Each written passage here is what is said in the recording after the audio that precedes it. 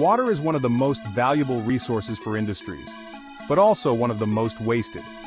Today, let us explore effective water conservation strategies for industrial facilities. First, focus on efficient water use.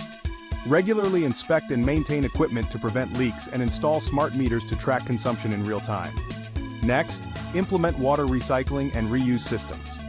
From cooling towers to processed water, reusing treated water can dramatically cut down on freshwater demand. Upgrade to water-efficient technologies, like closed-loop cooling, high-pressure cleaning, and advanced filtration, to reduce unnecessary waste.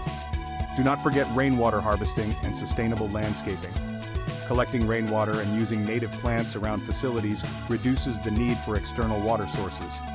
With these strategies, industrial facilities can save costs, protect the environment, and secure a more sustainable future.